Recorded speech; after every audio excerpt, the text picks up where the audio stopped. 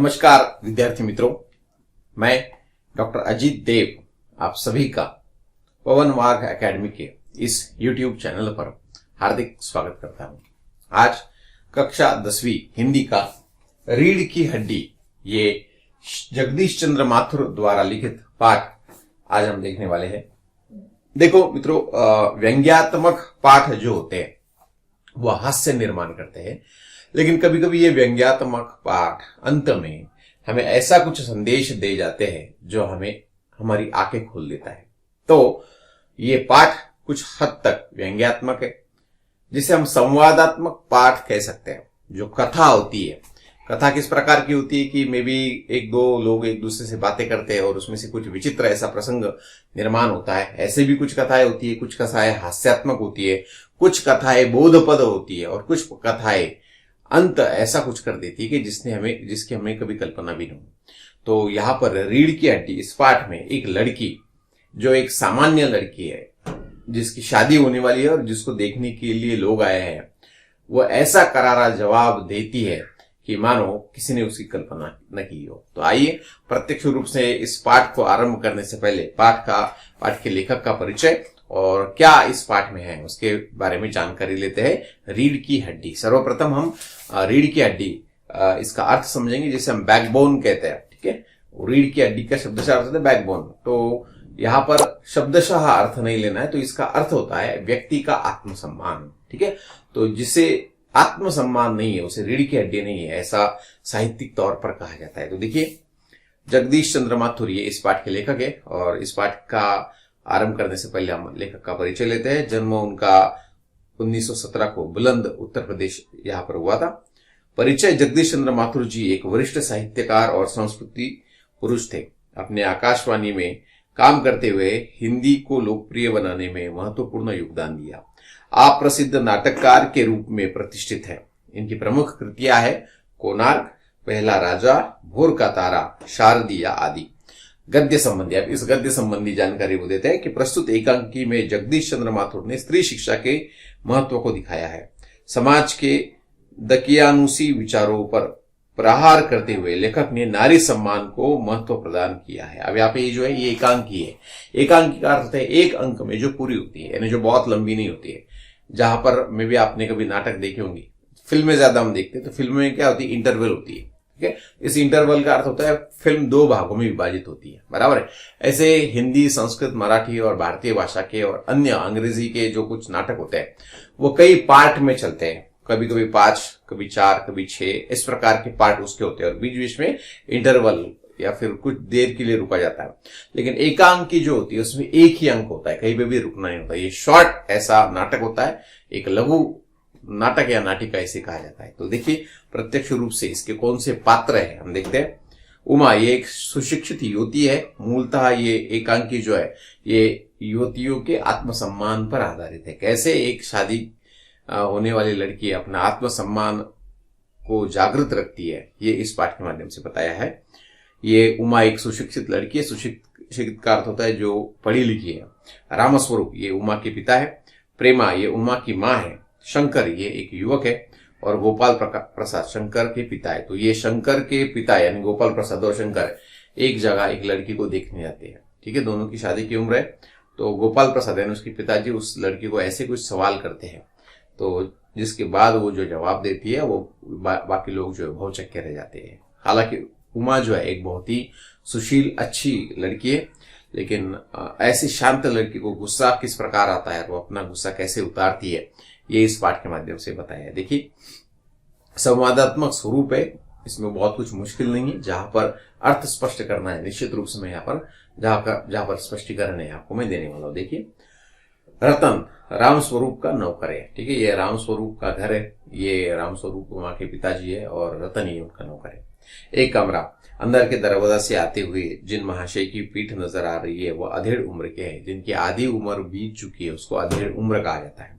एक तख्त को पकड़े हुए कमरे में आते हैं। तख्त का दूसरा सिरा उनके नौकर ने पकड़ रखा है। रामस्वरूप, अबे धीरे धीरे चल, अब तख्त को उधर मोड़ दे। उधर तख्त के रखे जाने की आवाज आती है। रतन, बिछा दे साहब। रामस्वरूप जरा तेज आवाज में, और क्या करेगा, परमात्मा के यहाँ अक्ल बट रही थी तो तू देर से पहुंचा था क्या? बिछा दूं साहब?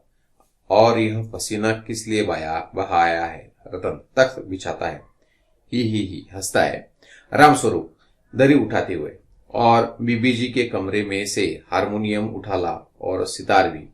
जल्दी जा। रतन जाता है। पति पत्नी तख्त पर दरी बिछाते हैं। प्रेमा, लेकिन वह तुम्हारी लाडली बेटी उमा तो मुंह फुलाए पड़ी है। रामस्वरूप, क्या हुआ? प्रेमा, तुम्ही ने तो कहा था कि उसे ठीक ठाक करके नीचे लाना। रामस्वरूप, अरे हाँ, देखो उमा से कह देना कि जरा करीने से आए। ये लोग जरा ऐसे ही है, खुद पढ़े लिखे है, वकील है, सभी सोसाइटियों में जाते हैं, मगर चाहते हैं कि लड़की ज्यादा पढ़ी लिखी न हो। प्रेमा, और लड़का? बाप शेर है तो लड़का सवा शेर। बीएससी के बाद लखनऊ में ही तो पढ़ता है, मेडिकल कॉलेज में। कहता है कि शादी का सवाल दूसरा है, पढ़ाई का दूसरा। क्या करूं, मजबूरी है। अब देखो यहाँ पर जो आपको प्रसंग बताया गया है, इस प्रसंग में क्या है कि मे भी आप लोगों ने अपने घर पर अनुभव किया होगा, जब किसी लड़की को लड़के वाले देखने आते हैं तो घर का रख रखाव जो है वो बहुत अच्छी तरह किया जाता है। तो यहाँ पर भी ऐसा ही हुआ। बैठने के लिए एक अच्छी सी मेज जो है वो लाई गई, वहां पर तख्त लाया गया, जिसे तख्त कहा गया है। उस पर जो बहुत अच्छी तरीके से जो है वो जो रजाई जो है वो बिछाई गई है। और उस नौकर को कहा गया है कि आप जो हारमोनियम और सितार जो है जो उमा बजाती है तो वो आप लेकर आओ। यानी लड़के वाले अगर कहेंगे कि आपको गाना आता है क्या, तो वो बजाने के लिए आसानी होगी। तो ये सब बातें। और आज जो इस लड़की को देखने के लिए कोई आ रहा है, तो ऐसे में उस लड़की की माँ यानी जिसका नाम प्रेमा है और उसके जो पिताजी रामस्वरूप, इनमें बात हो रही है। तो यहाँ पर उसके पिताजी यानी रामस्वरूप कह रहे हैं कि लड़के वाले भले ही बड़े सीखे हुए पढ़े हुए, जो उसके जो लड़का आने वाला है उसके पिताजी वकील है, सोसाइटी में उनका बड़ा नाम है, और लड़का जो है वो खुद मेडिकल कॉलेज में जो है ऐसा बताया गया है। ठीक है, बीएससी के बाद उस समय मेडिकल, आज जो है 12वीं के बाद मेडिकल होता है, लेकिन उस समय बीएससी साइंस करने के बाद मेडिकल को नंबर लगता था।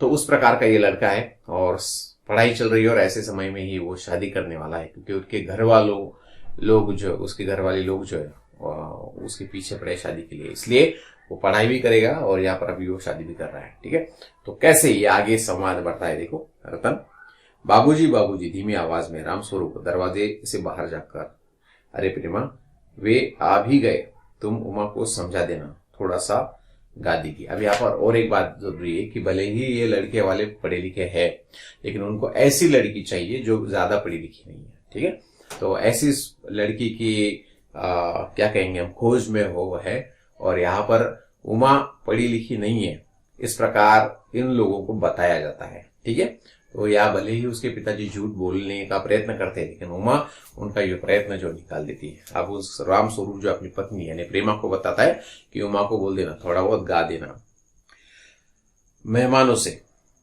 हाँ हाँ हाँ, आइए आइए। बाबू गोपाल प्रसाद बैठते हैं। हाँ, मकान ढूंढने में कुछ तकलीफ तो नहीं हुई? अब देखो, ये साधारण सी बोलचाल का आरंभ जो है होता है। कोई बाहर से आया है, पहली बार आया है, तो हमसे पूछते हैं कि आपको आते समय कोई तकलीफ तो नहीं?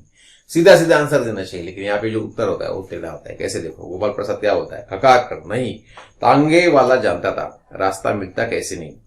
ठीक है, तो तांगे वाला जानता है तो कैसे रास्ता नहीं मिलेगा। रामस्वरूप, हाँ, लड़के की तरफ मुखातिब होकर, उसकी तरफ बढ़कर, उसकी तरफ आके कर, और कहिए शंकर बाबू, कितनी दिनों की छुट्टियां है? शंकर जी, कॉलेज की तो छुट्टियां नहीं है, वीकेंड में चला आया था। अब यहाँ पर उस शंकर को शंकर बाबू यानी मराठी में जसं राव वगैरे म्हणतात ना, त्याप्रमाणे या ठिकाणी हिंदीमध्ये बाबू शब्द कहा गया है। तो वो कहता है कि मैं वीकेंड में यहाँ पर आया हूं, मुझे छुट्टियां नहीं है। रामस्वरूप, तो आपके कोर्स खत्म होने में तो अब साल भर रहा होगा।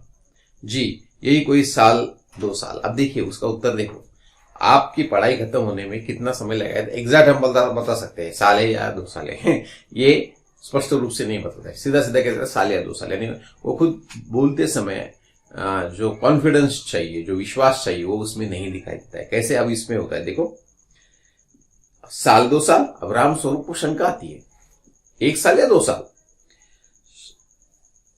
हाँ जी 1 आध साल का मार्जिन रखता हूं, यानी 1 साल का मार्जिन नहीं, 1 साल और भी रख सकता है, ऐसा वो बोल रहा है।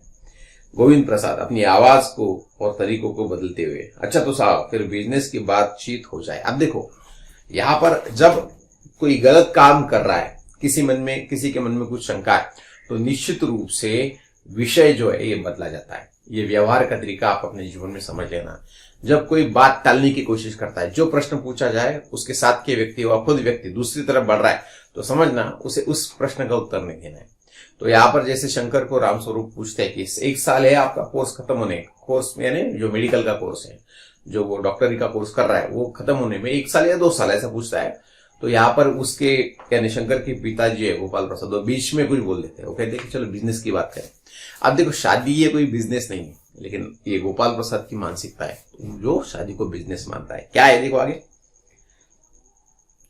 रामस्वरूप चौक कर बिजनेस समझ कर, ओह अच्छा अच्छा, लेकिन जरा नाश्ता तो कर लीजिए। अब ये देखो ये लड़की वाले हैं जो रामस्वरूप है, तो वो अब उसको समझ में आता है ये बिजनेस से कह रहा है, लेकिन वो उसका अपोज नहीं करता है। शादी होना यानी कोई बिजनेस नहीं है, व्यवहार है, लेकिन वो रिश्तों का व्यवहार है, वहां से रिश्ते बनते हैं, वो बिजनेस नहीं, व्यापार नहीं है। गोपाल प्रसाद, यह सब आप क्या तकल्लुफ करते हैं? रामस्वरूप, तकल्लुफ किस बात का? यह तो मेरी बड़ी तकदीर है कि आप मेरे यहाँ तशरीफ लाए। अंदर जाते हैं। गोपाल प्रसाद अपने लड़के से, क्यों क्या हुआ? शंकर, कुछ नहीं। गोपाल प्रसाद, झुक कर क्यों बैठे हो? ब्याह तय करने आए हो, कमर सीधी करके बैठो। तुम्हारे दोस्त ठीक ही कहते हैं कि शंकर की बैकबोन। इतने में बाबू रामस्वरूप चाय के ट्रे लाकर मेज पर रख देते। अब देखो इस पिता पुत्र में जो संवाद होता है गोपाल प्रसाद और शंकर इसके बीच में, ये बड़ा अनोखा और अजीब है। ठीक है, यानी इससे पता चलता है कि शंकर में आत्मविश्वास नाम की कोई चीज नहीं है। वो लड़की देखने आया है और बिल्कुल मरेल जैसे व्यक्ति की तरह वहां पर बैठा है, तो उसके पिताजी उसको डांट देते हैं कि आप ऐसे कंधे झुकाकर क्यों बैठे हो, सीधा बैठो, कमर सीधी करो। ठीक है, यानी आप में आत्मविश्वास है ये दिखाई देगा। और उसके दोस्त जो है उस शंकर के, उससे हमेशा कहते थे कि आप में बैकबोन नहीं है, यानी आत्मविश्वास नहीं है, आत्मसम्मान नहीं है, जो मन की इच्छा शक्ति और विश्वास होता है वो आप में नहीं है। तो यही आप उसके पिताजी मानो उसको एक प्रकार का टॉन्ट जो है वो मार रहे हैं। और इतने में रामस्वरूप जो है चाय लेकर आता है। गोपाल प्रसाद, आखिर आप माने नहीं, चाय प्याले में डालते हुए। हाँ हाँ, आपको विलायती चाय पसंद है या हिंदुस्तानी? गोपाल प्रसाद, नहीं नहीं साहब, मुझे आधा दूध और आधी चाय दीजिए, और जरा चीनी भी ज्यादा डालिएगा। शंकर, खकार कर, सुना है सरकार अब ज्यादा चीनी लेने वालों पर टैक्स लगाएगी। अब ये गोपाल प्रसाद भले उसको कुछ बोल देता है, लेकिन यहाँ पर शंकर कुछ अजीब सी बात कर देता है कि चीनी ये यहाँ पर मांगी जाती है, लेकिन वो टैक्स लगाने की बात कर देता है। तो गोपाल प्रसाद चाय पीते हुए, सरकार जो चाहे सो कर ले, पर अगर आमदनी करनी है तो सरकार को बस एक ही टैक्स लगना चाहिए। रामस्वरूप शंकर को प्याला पकड़ाते हुए, वह क्या? गोपाल प्रसाद, खूबसूरती पर टैक्स। रामस्वरूप और शंकर हंस पड़ते हैं। मजाक नहीं साहब, यह ऐसा टैक्स है जनाब कि देने वाला चू भी न करेगा। आप देखो खूबसूरती पर टैक्स लगाना चाहिए, ऐसा यहाँ पर जो है ये गोपाल प्रसाद करते हैं। अब ये थोड़ी बहुत मजाक की बातें होती है। ठीक है, अगर आप खूबसूरत हो, ऐसा अगर मैं कहूँ तो हर किसी को बात पसंद आएगी, और अगर खूबसूरती पर टैक्स लगा तो कोई भी व्यक्ति उस टैक्स को आनंद से देगा, बराबर, खुशी से देगा। क्यों? क्योंकि वो खूबसूरत कहलाएगा। तो यही बात उनमें हो रही है। रामस्वरूप जोर से हंसते हुए, वाह वाह, खूब सोचा आपने। वाकई आजकल खूबसूरती का सवाल भी बेढब हो गया है। हम लोगों के जमाने में तो यह कभी उठता भी न था। तश्तरी गोपाल की तरफ बढ़ा दिए, लीजिए। गोपाल प्रसाद समोसा उठाते हुए, कभी नहीं साहब, कभी नहीं। रामस्वरूप शंकर की तरफ मुखातिब होकर, आपका क्या ख्याल है शंकर बाबू? शंकर कहता है, किस मामले में? रामस्वरूप, यही कि शादी तय करने में खूबसूरती का हिस्सा कितना होना चाहिए। गोपाल प्रसाद अब बीच में बोल देता है, यह बात दूसरी है बाबू रामस्वरूप, मैंने आपसे पहले भी कहा था लड़की का खूबसूरत होना निहायत ही जरूरी है, और जायचा यानी जन्म पत्र तो मिल ही गया होगा। रामस्वरूप जी, जायचे का मिलना क्या मुश्किल बात है, ठाकुर जी के चरणों में रख दिया, बस खुद ब खुद मिला हुआ समझिए। शंकर भी हंसता है, मगर गोपाल प्रसाद गंभीर हो जाता है। गोपाल प्रसाद, लड़कियों को अधिक पढ़ने की जरूरत नहीं है, सिलाई पुराई कर ले बस। रामस्वरूप, हाँ हाँ, यानी हंसता है। मेज को एक तरफ सरका देते हैं, फिर अंदर के दरवाजे की तरफ मुंह कर जरा जोर से, अरे जरा पान भिजवा देना। उमा पान की तश्तरी अपने पिता को देती है। उस समय उसका चेहरा ऊपर हो उठ जाता है और नाक पर रखा हुआ सुनहरी रिम वाला चश्मा दिखता है। बाप बेटे चौंक उठते हैं। गोपाल प्रसाद और शंकर एक साथ, चश्मा? रामस्वरूप जरा सक पकाकर, जी वह पिछले महीने में ही इसकी आंखें दुखने लगी थी, सो कुछ दिनों के लिए चश्मा लगाना पड़ रहा है। गोपाल प्रसाद, पढ़ाई वढ़ाई की वजह से तो नहीं है ना कुछ? अब यहाँ पे देखिए विषय कैसे घूम रहा है। खूबसूरती पर टैक्स लगना चाहिए, ऐसे यहाँ पर जो है गोपाल प्रसाद कहते हैं। लेकिन जो लड़की के पिताजी है यानी रामस्वरूप, वो कहते हैं कि वो थोड़ा विषय जो है वो अपनी बेटी की तरफ घुमाने की कोशिश करते हैं। वो कहते हैं कि खूबसूरती महत्वपूर्ण नहीं है, और वो कहते हैं कि शादी ब्याह के मामले में, यानी जब हमारे समय शादी होती थी तो लड़की खूबसूरत है या नहीं है इसकी तरफ कुछ ध्यान नहीं दिया जाता। वो कैसी है, स्वभाव से कैसी, उसके घर वाले कैसे, ये सब कुछ देखा जाता है, बराबर। तो यहाँ पर जो गोपाल प्रसाद है वो स्पष्ट रूप से कह देते हैं कि लड़की हमें खूबसूरती चाहिए, बराबर। ज्यादा पढ़ी लिखी नहीं चाहिए, उसके सिर्फ कढ़ाई बुनाई आए यानी घर के काम आए वही जरूरी है। और हमें सबसे महत्वपूर्ण है जन्म पत्र यानी जन्म पत्रिका जो है वो मिलनी चाहिए, कुंडली जो है ये मिलनी चाहिए। ये उनकी जो है वो मानो कुछ यहाँ पर उन्होंने कंडीशंस रखी थी, ये उनकी इच्छाएं थी कि लड़की पढ़ी लिखी नहीं चाहिए और चश्मा तो बिल्कुल नहीं चाहिए। तो यहाँ पर लड़की के पिताजी कुछ अंदर ही अंदर नाराज हो जाते हैं, और जब लड़की यानी उमा आती है तो उसके आंखों पर चश्मा है। ये देखते ही ये लड़का शंकर और उसके पिताजी अचानक से चौंक कर बोलते हैं चश्मा, यानी हमें उनकी खूबसूरती का मतलब रंग रूप से तो है ही, लेकिन लड़की को चश्मा नहीं होना चाहिए, ये भी उसमें था। क्यों? क्योंकि जब लड़की ज्यादा पढ़ाई करेगी तो ही उसको चश्मा लगेगा, ये मानो उनका भ्रम था। तो यहाँ पर ये दोनों भी परेशान है, और जैसे ही उमा को देखते तो वो चौंक उठते हैं। लेकिन यहाँ पर लड़की का पिता होने के कारण रामस्वरूप मानो कुछ बीज बचाव कर लेता है और कहता है कि पिछले महीने में आंखें दुख रही थी और उसको चश्मा लग गया, पढ़ाई की वजह से वो नहीं है, ठीक है। तो मानो ये दोनों मान लेते हैं। और अब आगे क्या होता है देखो। रामस्वरूप कहते हैं, नहीं साहब मैंने अर्ज किया ना। तो गोपाल प्रसाद कहता है, संतुष्ट होकर कुछ कोमल स्वर में, बैठो बेटी। रामस्वरूप, वहां बैठ जाओ उमा। उस तख्त पर अपने बाजे के पास उमा बैठती है। गोपाल प्रसाद, चाल में तो कुछ खराबी है नहीं, चेहरे पर भी छवि है। हाँ, कुछ गाना बजाना सीखा है? रामस्वरूप, जी हाँ, सितार भी और बाजा भी। सुनाओ तो उमा एक आधा गीत सितार के साथ। उमा सितार पर मीरा का मशहूर भजन मेरे तो गिरधर गोपाल गाना शुरू कर देती है। उसकी आंखें शंकर की झेपती सी आंखें से मिल जाती है और वह गाते गाते एक साथ रुक जाती है। अब यहाँ पे देखो, उमा जो है एक होशियार लड़की है, उसके साथ साथ उसको गाना बजाना भी आता है।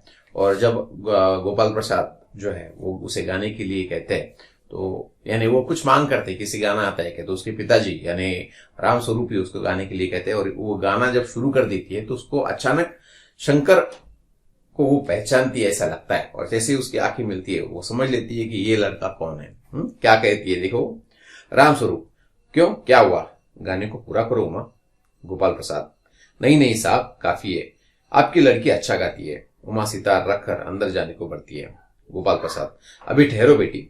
रामस्वरूप, थोड़ा और बैठे रहो उमा। उमा बैठती है। गोपाल प्रसाद उमा से, तो तुमने पेंटिंग वीटिंग भी सीखी है? उमा चुप, हाँ, वह तो मैं आपको बताना भूल ही गया। यह जो तस्वीर टंगी हुई है कुत्ते वाली, इसी ने बनाई है, और वह उधर दीवार पर भी। गोपाल प्रसाद, यह तो बहुत अच्छा है। और सिलाई वगैरह? रामस्वरूप, सिलाई तो सारे घर की इसी के जिम्मे रहती है, यहाँ तक कि मेरी कमीजें भी। हाँ। गोपाल प्रसाद, ठीक, लेकिन हाँ बेटी, तुमने कुछ इनाम विनाम भी जीते थे? उमा चुप। रामस्वरूप इशारे के लिए खांसते हैं, लेकिन उमा चुप है। इसी तरह गर्दन झुकाए गोपाल प्रसाद अधीर हो उठते हैं और रामस्वरूप सक पकाते हैं। रामस्वरूप, जवाब दो उमा। गोपाल से, हाँ, जरा शर्माती है, इनाम तो इसने। गोपाल प्रसाद जरा रूखी आवाज में का अर्थ होता है नाराजगी में, चिढ़का, जरा इसे भी तो मुंह खोलना चाहिए। रामस्वरूप, उमा देखो आप क्या कर रहे हैं, जवाब दो ना। अब यहां पर देखो, जो डिमांड्स होनी चाहिए, जो क्या क्या बातें लड़की में हैं, ये वो पूछे जा रहे हैं, ठीक है।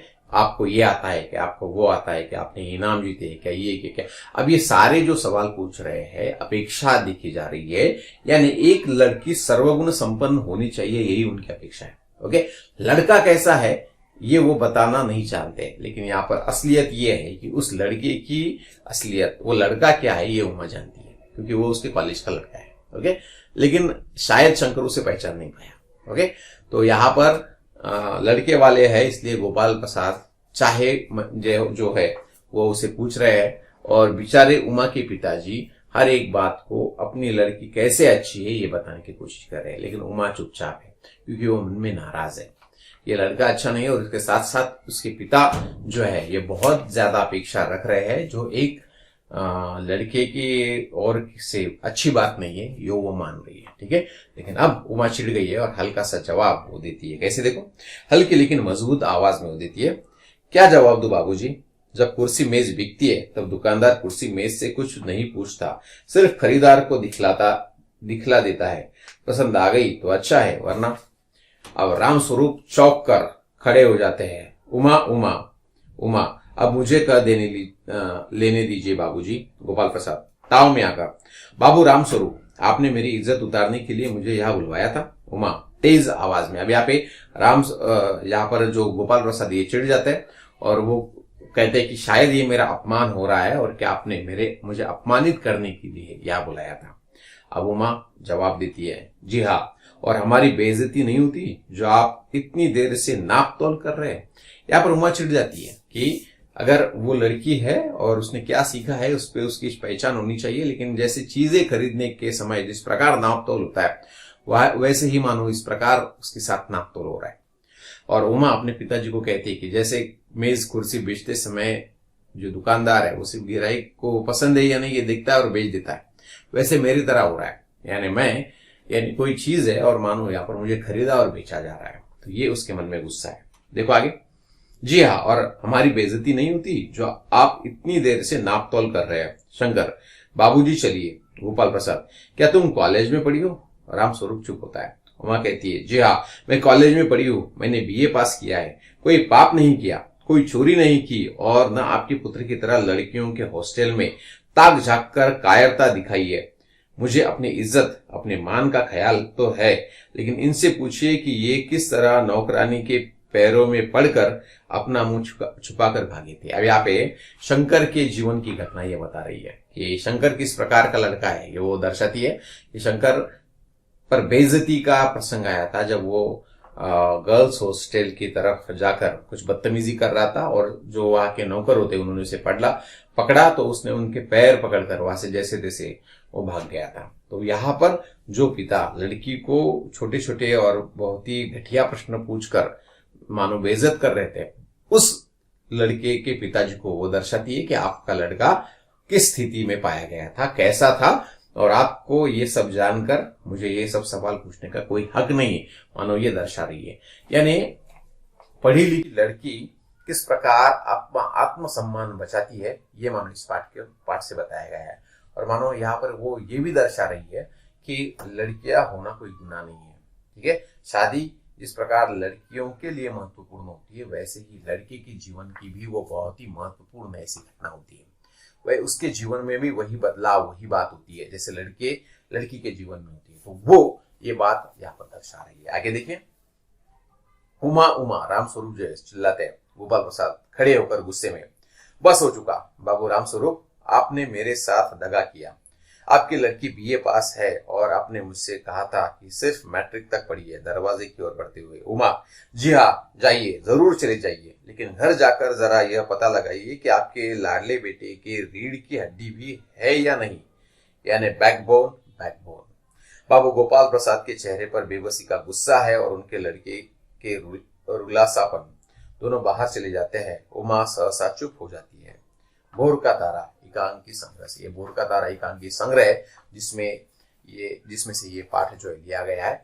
यहाँ पर उमा करारा जवाब देती है कि भले ही आप मुझे अपमानित करने की कोशिश कर रहे थे, लेकिन ये जरूर जान लेना कि आपके बेटे के पास रीढ़ की हड्डी है या नहीं, यानी आत्मसम्मान है या नहीं, क्योंकि ये एक लड़की की तरफ से उन लड़कों वालों को दिया गया जवाब है कि आप कभी भी अपने आप को बेवजह श्रेष्ठ मत समझो, क्योंकि लड़कियों की इज्जत होती है।